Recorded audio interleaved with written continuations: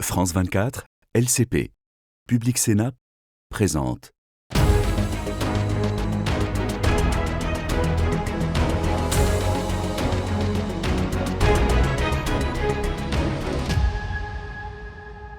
Bonjour à tous et merci de nous rejoindre pour Ici l'Europe, votre émission sur France 24 et les chaînes parlementaires. Dans notre partie débat, nous reviendrons en détail sur les prétentions de Donald Trump concernant le Groenland qui crispe les Européens. Mais pour commencer, je vous propose de nous pencher sur l'état de notre économie, singulièrement de la zone euro qui vient d'accueillir un nouveau membre, la Bulgarie. Nous faisons le point sur les perspectives 2026 avec Valdis Dombrovskis. Bonjour, vous êtes le commissaire européen en charge de l'économie et de la productivité, ancien Premier ministre de Lettonie, du parti de droite qui correspond au PPE pour l'Union européenne. Alors, les plans de Trump sur le Groenland restent très flous. Faut-il remettre vite au vote du Parlement européen cet accord très déséquilibré de commerce qui implique 15% de droits de douane pour nous et 0% pour eux? Tout d'abord, il est positif que nous ayons réussi à replacer le dossier Groenland sur une base plus constructive. Le président Trump a donc supprimé en quelque sorte ses revendications à l'égard du Groenland, ainsi que ses menaces tarifaires à l'encontre de l'Union européenne. L'accent est désormais mis sur le renforcement de la sécurité dans la région arctique. Et les autorités danoises et groenlandaises, soutenues par l'Union européenne, ont indiqué qu'elles étaient disposées à en discuter. Le Parlement européen, lui, a suspendu les procédures concernant l'accord commercial entre l'UE et les États-Unis. Le choix aujourd'hui est de l'accepter ou de poursuivre l'escalade commerciale. Nous avons évalué ces deux possibilités. Nous avons également observé l'expérience de la Chine, qui a opté pour cette escalade dans la guerre commerciale. Très vite, les droits de douane ont dépassé les 200% côté américain et côté chinois, ce qui était prohibitif. La Chine a fini par renoncer à l'escalade et a conclu un accord qui était, comme le nôtre, asymétrique, en acceptant des droits de douane de 36%. En analysant tout cela, en anticipant sur de possibles retombées économiques fortes, car les relations d'échange et d'investissement entre l'UE et les États-Unis sont les plus importantes au monde, nous avons accepté un accord, même asymétrique, qui permet d'assurer plus de clarté et de prévisibilité. Les États-Unis ont néanmoins 40% de richesse, donc de PIB, de plus que nous. Leur prévision de croissance est à 3%. La zone euro, elle, devrait progresser de 1,2% en 2026. C'est très timide comme croissance. Pourquoi toujours cet écart de croissance et de compétitivité? C'est vrai, l'UE est dépassée par plusieurs autres grandes économies. Certains chocs économiques expliquent cette situation à court terme, comme les conséquences de l'agression de la Russie contre l'Ukraine, ou la nécessité de réduire notre dépendance à l'égard des combustibles fossiles russes. Mais en même temps, il y a aussi des facteurs structurels qui existent déjà depuis au moins 20 ans. La croissance de la productivité dans l'UE est plus lente que celle des autres grandes économies. C'est pourquoi l'une des premières initiatives de la Commission européenne a été la boussole de la compétitivité qui présente tous les principaux facteurs affectant la compétitivité de l'UE afin de relancer la croissance économique dans l'Union. Mais Valdis Dombrovskis, vous êtes en charge dans la commission de la simplification précisément, et certains disent qu'elle rime trop souvent dans l'esprit de la commission qui est donc plutôt tendance Parti populaire européen, avec justement suppression des normes environnementales, voire dérégulation. En fait, la majorité des entreprises indiquent que le fardeau administratif excessif est l'un des obstacles à leur activité commerciale et à l'investissement en Europe. Et les PME indiquent qu'il s'agit même du problème numéro 1. Il est donc important que nous nous attaquions à cette charge administrative excessive. Par contre, nous avons été très clairs sur le fait que la simplification n'est pas synonyme de déréglementation. Nous n'abolissons pas nos normes sociales ou environnementales élevées. Nous ne supprimons pas nos objectifs européens en matière de pacte vert. Nous maintenons tout cela, mais nous nous concentrons sur la manière d'atteindre nos objectifs d'une manière plus simple et plus efficace. Et nous nous sommes fixés pour objectif pendant ce mandat de réduire la charge administrative globale pour les entreprises de 25% et de 35% pour les PME. Monsieur Dombrovskis, votre Commission européenne a signé un accord commercial avec l'Inde qui abaisse les droits de douane sur de nombreux articles, bien sûr, de part et d'autre, qui d'ailleurs suscite beaucoup moins la colère que celui avec les pays du Mercosur, que vous allez peut-être décider d'appliquer, de mettre en œuvre par avance. Comment vous expliquez tout cela ? Nous constatons la prolifération des barrières douanières.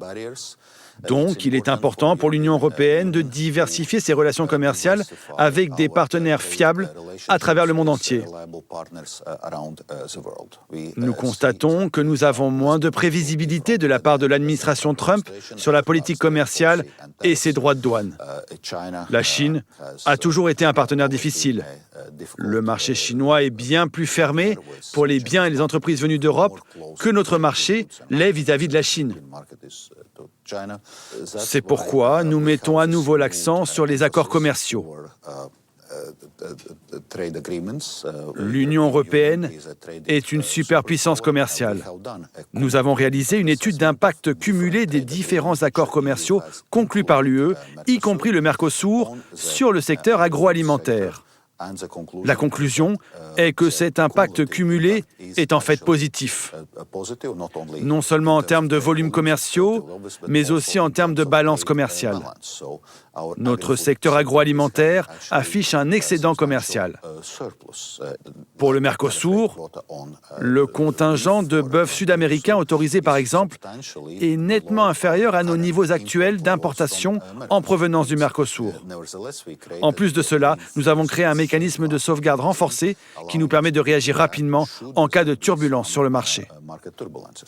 Alors pour en savoir plus justement sur l'état de l'économie européenne, nous vous proposons maintenant de nous tourner vers la Bulgarie qui a adopté l'euro au 1er janvier dernier. Comment ce pays balkanique a-t-il vécu ce premier mois dans l'eurozone ? Nos reporters Elitsa Gadeva et Charlotte Prudhomme ont sillonné le pays pour y rencontrer les Bulgares avec de nouveaux billets et des pièces en poche. Janvier 2026, un mois historique pour les 6,4 millions de Bulgares. Deux monnaies, l'ancienne et la nouvelle, coexistent pendant 30 jours. En février, l'euro devient monnaie officielle. Devant la Banque nationale de Bulgarie, des files d'attente se forment. Les gens échangent leurs lèvres contre des euros. Certains sont là depuis l'aube. Je sais qu'il faut être patient, alors l'attente ne me dérange pas. Tout ira bien. Il y a beaucoup de monde devant moi et la file n'avance pas du tout. Nous voyageons beaucoup, mon mari surtout. Alors avoir une seule monnaie sera très pratique. La Bulgarie est le 21e pays à adopter la monnaie unique européenne sur les 27 États de l'Union. Le seul à utiliser l'alphabet cyrillique.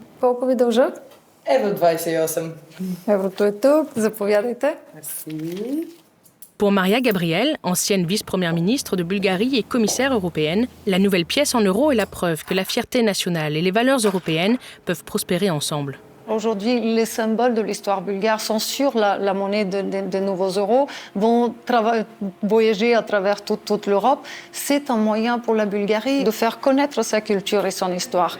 L'entrée dans l'eurozone pour la Bulgarie, cela signifie d'abord une reconnaissance pour les efforts du pays, une reconnaissance pour la Bulgarie qui est au cœur de l'Europe par les décisions qui vont être prises pour des politiques auxquelles elle n'a pas participé jusqu'ici au sens aussi actif. Une bonne nouvelle aussi pour le secteur du tourisme qui représente 8% du PIB bulgare en 2025. La plupart de nos clients sont étrangers. L'entrée dans la zone euro va sûrement beaucoup nous aider. Ça va simplifier les choses. Nos clients veulent souvent payer en euros et maintenant, ils peuvent le faire. L'adhésion à la zone euro a été un long parcours, mais la Bulgarie est parvenue à remplir les 4 critères de convergence exigés. La stabilité du taux de change était déjà actée, le LEF étant arrimé à l'euro depuis 1999. Le pays est dans les clous pour son déficit budgétaire, 3% du PIB en 2024, et sa dette très basse, 24% du PIB. Les taux d'intérêt à long terme ont été contenus, 4% sous le seuil de référence. En revanche, contrôler l'inflation a été la tâche la plus ardue selon cet économiste. Elle est considérée comme maîtrisée à 2,7% en moyenne en 2025. À la suite des événements de 2022-2023, la guerre, les prix du pétrole, la hausse des prix de la main-d'œuvre et d'autres problèmes liés, la Bulgarie a connu une inflation très élevée, jusqu'à 17-18% sur certains mois en glissement annuel. Nous n'étions sur la bonne voie pour respecter ce critère qu'au début de l'année 2024. La Bulgarie reste cependant le pays le plus pauvre de l'Union européenne. En 2024, 22% des Bulgares vivaient sous le seuil de pauvreté, avec environ 390 € par mois. Beaucoup, dans les petites villes et les régions défavorisées, sont très attentifs au prix des produits de base. Trenda Filka est retraitée, elle touche une pension mensuelle de 327 €. Les poireaux ont l'air bien, on va rentrer pour voir les prix. 2 ou 3 mois avant l'entrée dans la zone euro, certains prix ont augmenté. Avec ma pension, c'est très dur. Mais je m'en sors grâce à la retraite de mon mari et avec l'aide de mes enfants.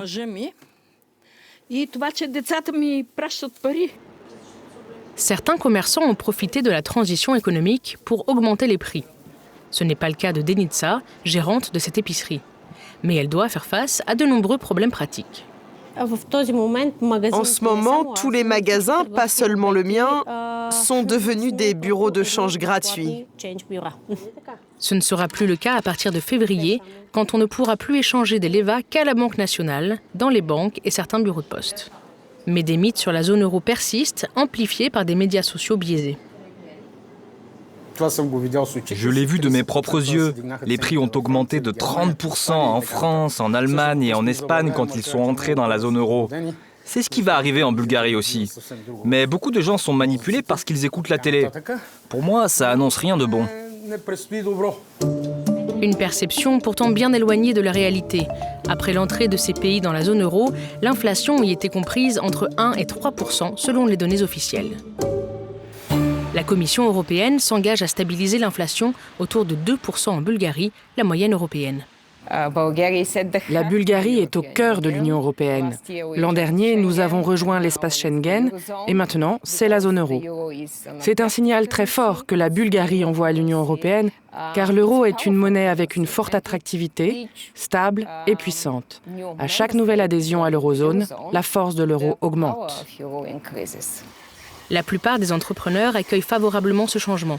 Selon la Banque centrale européenne, les petites et moyennes entreprises pourraient économiser environ 500 millions d'euros en frais de change. C'est le cas de Valentin Strekalowski, à la tête d'une usine de production de barres protéinées de 150 personnes. Il exporte 95% de sa production.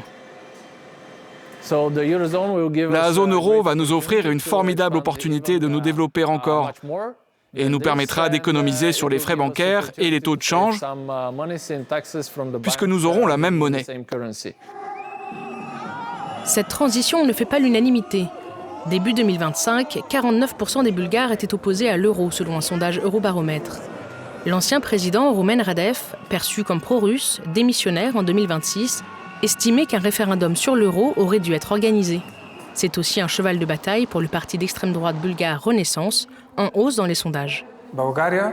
La Bulgarie avait assez de signatures pour organiser un référendum et décider ou non de l'entrée dans la zone euro, mais ça a été bloqué par nos dirigeants qui sont les marionnettes des bureaucrates de Bruxelles. Quand nous accéderons au pouvoir, nous ferons tout pour que la Bulgarie quitte la zone euro. En 2025, les réseaux sociaux pro-russes ont diffusé des campagnes de désinformation anti-zone euro. Les partis populistes et anti-OTAN espèrent tirer profit de ces campagnes pour des gains politiques, alors que des élections, les 8e en 5 ans, approchent. La coalition au pouvoir a démissionné mi-décembre, sous la pression de manifestations massives contre le budget et la corruption dans le pays. Jusqu'à 150 000 personnes sont descendues dans les rues. Laura Georgieva est avocate pour une fondation qui enquête et dénonce la corruption. La corruption est endémique chez nous. L'éducation est dans un état déplorable, tout comme le système de santé. Bien sûr, ils en sont victimes. Dans le gouvernement intérimaire actuel, le vice-ministre de l'économie estime que la zone euro pourrait aider à résoudre certains de ces problèmes. Ces derniers mois, avant l'entrée dans la zone euro, beaucoup de gens ont apporté de grandes quantités de liquidités et ils ont dû prouver l'origine de cet argent pour le convertir en euros. La Bulgarie a envoyé son représentant siéger au Conseil des gouverneurs de la Banque centrale européenne. Elle devient codécisionnaire pour l'avenir de la zone euro. La politique monétaire bulgare sera soumise à un contrôle plus strict de la BCE, renforçant ainsi la régulation financière. Les Bulgares sont donc en droit d'espérer une plus grande transparence économique dans le futur. Valdis Dombrovskis, le passage de la Bulgarie à l'euro en 2026 sera-t-il synonyme de succès pour ce pays, la Bulgarie, le plus pauvre d'Europe, pour la zone euro? Avec cette adhésion, la zone euro recouvre 84% de l'économie de l'UE. Cela permet de renforcer l'eurozone et le rôle international de l'euro, car il projette également la confiance.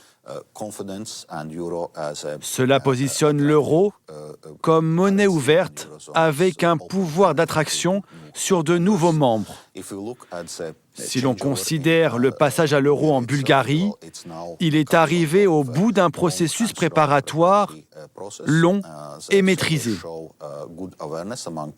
Les enquêtes montrent que la population a bien été sensibilisée aux questions clés, telles que la double circulation et le double affichage des prix. Et dans l'ensemble, l'impact de l'adhésion à la zone euro sur les prix reste très limité. En général, il se situe entre 0,1 à 0,3 points d'inflation supplémentaire à moyen terme. Il est plus que compensé par les économies de coûts que la Bulgarie réalisera grâce à la baisse des taux d'intérêt et des coûts de change, ainsi que par une meilleure transparence des prix. Merci à vous, Valdis Dombrovskis, d'avoir été notre invité. Merci à vous de nous avoir suivis. Restez en notre compagnie. Tout de suite, c'est notre débat au Parlement européen qui porte sur les conséquences de l'affaire du Groenland. C'est tout de suite le débat.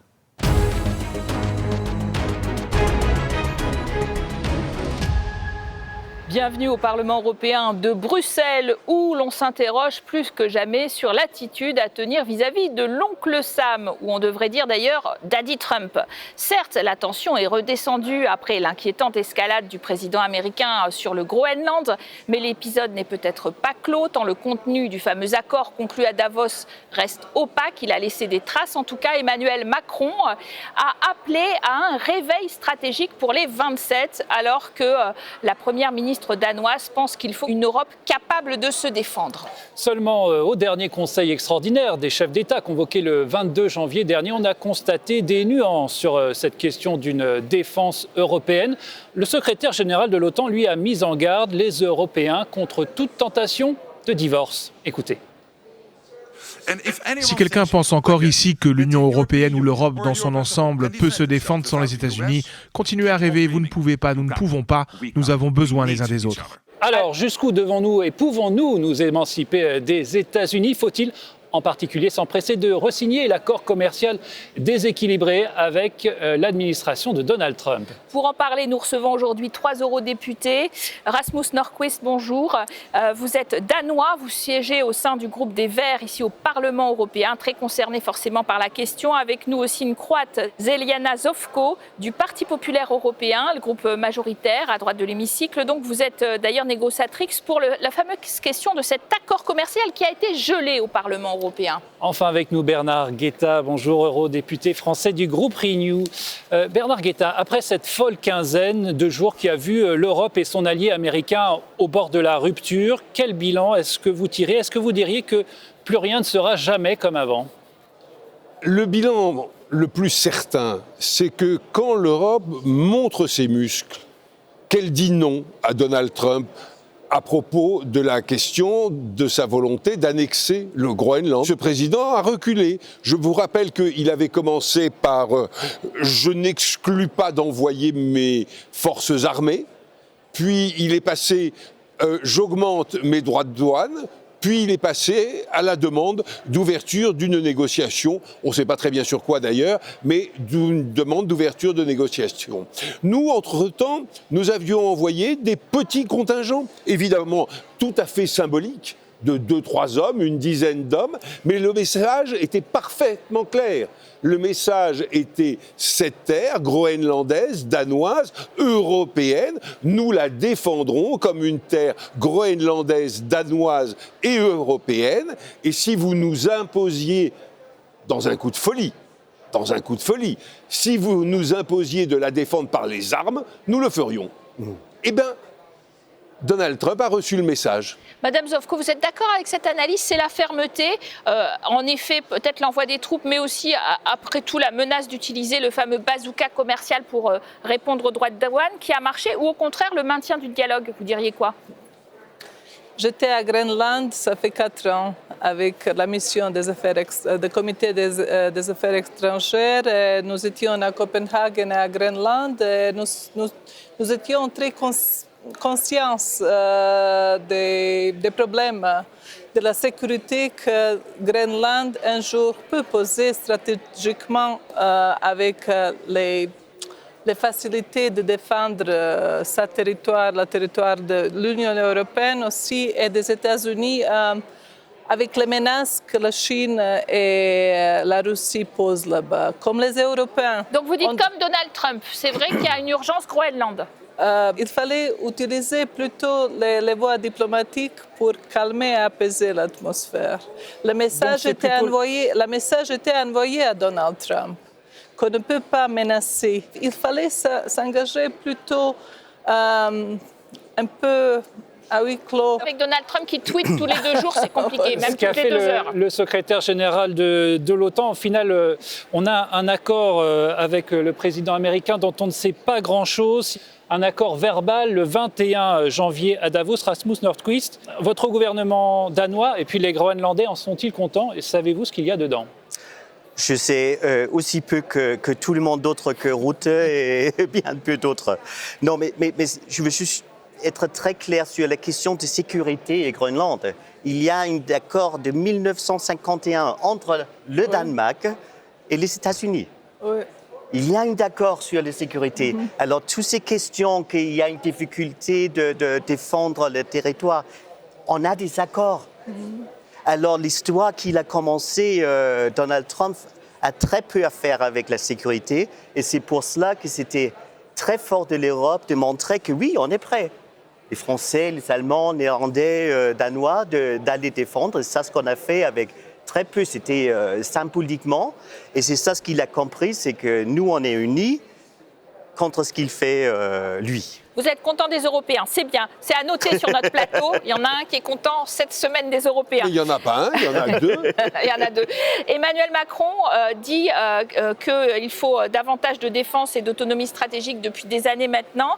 Mais quand le secrétaire général de l'OTAN, Mark Rutte, qui a négocié justement avec Donald Trump, affirme que l'Europe ne peut rien faire sans les Américains, en tout cas ne peut pas faire de défense sans les Américains, c'est un peu vrai pour l'instant dans les faits. Mais dans l'instant, oui. Évidemment, nous n'avons pas de défense commune et nous n'en aurons pas avant au minimum 7 ans, 7, 8 ans et plus probablement 10. Et plus probablement 10 parce qu'il faut une décennie pour constituer une défense, qu'elle soit commune ou pas commune d'ailleurs. Mais en l'occurrence, elle est commune et il faudra une décennie. Mais vous savez, Mark Rutte m'a beaucoup surpris. Pourquoi ? Parce qu'il dit « vous, les Européens », ou nous, les Européens, d'ailleurs, parce qu'il oublie un peu qu'il est européen lui-même. Enfin, il est néerlandais, ancien Premier ministre. Exactement. Voilà. Vous, les Européens, vous ne pouvez rien sans les États-Unis. Ben oui, ce n'est pas faux, mais le problème, la situation réelle que M. Rutte devrait voir et dénoncer, c'est que les États-Unis ne veulent plus défendre l'Union européenne, ou en tout cas qu'ils font peser un énorme doute sur leur volonté de nous défendre et spécifiquement d'appliquer, si besoin était, l'article 5, c'est-à-dire l'ouverture du parapluie nucléaire américain. Et je ne comprends pas qu'on puisse dire vous, les Européens, vous êtes fous de vouloir vous séparer des États-Unis. Aujourd'hui, ce sont les États-Unis qui veulent se séparer de nous et pas nous qui voulons nous séparer des États-Unis. Justement, Svetlana Zovko, vous avez une position traditionnellement plutôt atlantiste, mais vous avez dû lire, comme beaucoup d'Européens, ces quelques lignes de la nouvelle stratégie de défense nationale américaine. Je cite, « Tandis que les forces américaines se concentrent sur la défense de leur territoire et de la région Indo-Pacifique, nos alliés et partenaires assumeront la responsabilité de leur propre défense avec un soutien essentiel mais plus limité de la part des forces américaines. » C'est l'annonce claire d'un désengagement. Oui, mais cette annonce était venue depuis Obama, ce n'est pas Donald Trump. Depuis Obama, cette direction était prise par les États-Unis et, comme j'ai dit avant, ils avaient les soucis sur notre compréhension qu'ils se désengagent d'Afrique du Nord, de tous les champs stratégiques que l'Union européenne a pensé qu'on aurait la sécurité des États-Unis et nous n'étions pas d'accord sur notre défense commune. Il y avait un grand désaccord et même on ne peut pas nier les problèmes que les États-Unis font face aussi et qu'ils nous disent à notre aussi qu'ils nous disent. Vraiment, il faut être mature dans notre propre décision. Alors, regardons ce sondage publié justement par le Grand Continent qui a interrogé les Européens sur qui doit assumer la défense de l'Europe. Alors, seulement les Européens par eux-mêmes, 73%, avec les États-Unis, 22%. Vous, je le rappelle, au Danemark, vous étiez le pays le plus attentiste et le plus otanien de l'Union européenne, avec le plus grand nombre de morts, d'ailleurs en Afghanistan, contrairement à ce qu'a affirmé le président Donald Trump. Et désormais, vous détestez ce président et vous voulez une défense autonome, a dit votre Première ministre ? C'est les conséquences du réalité aujourd'hui. Je veux dire, c'est pas nous qui avons pris une autre décision, c'est les États-Unis qui ont pris les décisions. Et là, maintenant, les conséquences, c'est vrai, c'est que l'Europe doit travailler vers une défense à nous-mêmes, parce qu'on ne peut pas compter sur les États-Unis. Quand on a un président qui a quand même s'il n'a rien fait, il a dit qu'il ne voulait pas nier de prendre des forces contre une alliée. C'est quand même ce qu'il a dit. Je veux dire, il y a une conséquence de ça, et c'est que l'Europe doit, bien sûr, monter ses étapes et travailler sur une défense à nous-mêmes. Alors, quelle attitude adopter face à cet allié américain qui n'en est plus tout à fait un, Bernard Guetta? Regardons ce sondage sur aussi l'attitude souhaitée de l'Union européenne face au gouvernement américain. Opposition, 46%, compromis, 44%, et 10% des Européens seraient pour un alignement. La fermeté ou le dialogue dans cette confrontation aussi commerciale d'ailleurs sur les droits de douane, quelle est la bonne méthode, Bernard Guetta? Écoutez, la bonne méthode, c'est de dialoguer, mais de dialoguer très fermement. C'est tout. Je ne vois pas pourquoi un dialogue devrait être, je ne sais pas, humiliant, mou. Non, bien sûr que c'est un dialogue, bien sûr qu'il faut dialoguer. Mais si vous me permettez, je voudrais revenir sur un point soulevé ou rappelé par ma collègue Zovko à l'instant. Il est tout à fait vrai, vous avez tout à fait raison, de rappeler que les avertissements américains sur leur volonté de se retirer, ou en tout cas de s'éloigner du continent européen, datent non seulement d'Obama, mais en vérité de Bush, du petit Bush, pas le père, du petit Bush, c'est-à-dire de 25 ans. C'est-à-dire de 25 ans. Or, la totalité des Européens, pardonnez-moi de le dire, à l'exception de la France, n'ont pas voulu entendre cela. N'ont pas voulu entendre cela. Et maintenant, on arrive à Trump, qui, en vérité, se fiche complètement, contrairement à ses prédécesseurs, du sort de l'Europe. Et en vérité, il voudrait même, il aime tellement les Européens, l'Europe, qu'il préférerait qu'il y ait 27 Europes qu'une seule Europe, l'Union européenne. Qu'est-ce qu'on doit faire? Eh bien, on doit évidemment constituer une défense européenne, il y aura des bagarres, et il y en a déjà plein, sur l'avion de combat, le machin. Mais bien sûr qu'il y aura des bagarres incessantes, évidemment, et c'est inévitable. Ouais. On veut constituer une industrie pan-européenne de défense, évidemment que les intérêts divergent, naturellement. Mais on y arrivera parce que il faut y arriver. Alors parlons justement de la ratification de l'accord commercial qui a été conclu entre la Commission et les États-Unis et qui avait été suspendu pendant tout cet épisode groenlandais par le Parlement européen. Mais la majorité des chefs d'État européens plaident pour que cet accord soit ratifié par un vote des eurodéputés. Écoutons tout de suite le président du Conseil européen, M. Costa. Nous devons désormais nous concentrer sur la mise en œuvre de l'accord commercial. L'objectif reste la stabilisation effective des relations commerciales entre l'Union européenne et les États-Unis. C'est pas un peu prématuré justement de vouloir renouer comme ça les liens? Trump peut encore changer d'avis, rien n'est définitif dans l'accord du Groenland qu'on ne connaît pas. Mais qu'est-ce qu'on veut ici à faire 45% de notre GDP vient d'export. Et si on interrompt les relations avec les États-Unis, si on met ça en risque, je pense que c'est très irresponsable envers les employeurs, envers les industries européennes. Si on veut que Bruxelles et l'Union européenne fonctionnent, on doit faire un export. On doit aider nos employeurs. On doit aider à la production de champagne, production des matériaux. Vous plaidez pour une normalisation, on l'a compris. Je crois que ce qui est important là-bas, c'est qu'on reste un peu calme. Oui, la situation a été désamorcée, c'est ce qui est arrivé. Mais il n'y a que quelques jours que Trump il a voulu mettre des tarifs en plus sur certains pays, qui a dit qu'il voulait acheter une pays. Je veux dire, c'est un territoire, c'est un pays qui appartient à son peuple. Ce n'est pas quelque chose qu'on peut acheter comme une maison de campagne. Alors là, il faut rester calme et pas aller tout de suite à signer un accord. Il faut rester calme, avoir un dialogue, bien sûr, ouvert, mais aussi rester très ferme et 27 côté l'un de l'autre parce que c'est la seule chose qu'ils comprennent. Donc pas d'accord commercial la semaine prochaine au Parlement européen, votez tout de suite. Et pour non, on va discuter sur la négociation. Moi, je suis rapporteur, je suis pour ça, mon groupe PPE est pour ça et j'espère qu'on va trouver la voie de raison dans ce Parlement pour séparer les négociations des accords commerciaux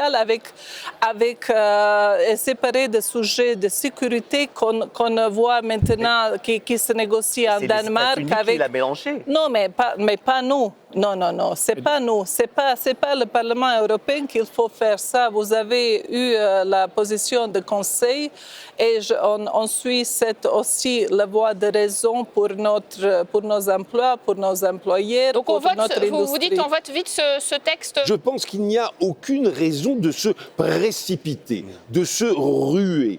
Je suis absolument partisan, rassurez-vous, de signer que le Parlement ratifie l'accord qui a été passé entre les États-Unis et l'Union européenne cet été. Il faut le faire, mais il faut le faire à la condition que les États-Unis le veuillent. Vous rappeliez des chiffres tout à l'heure absolument exacts sur l'importance du commerce transatlantique. Mais ce commerce transatlantique, il est tout aussi important pour les États-Unis que pour nous. Et ce ne sont pas les Européens, jamais, qui ont ébranlé la force de ce commerce transatlantique. C'est le président Trump. Alors, à lui de calmer un peu le jeu. Oui. Merci à vous. Merci. On va continuer à parler beaucoup de ce sujet, je sens, dans les semaines qui viennent. Merci à tous et bonne suite de programme sur nos chaînes.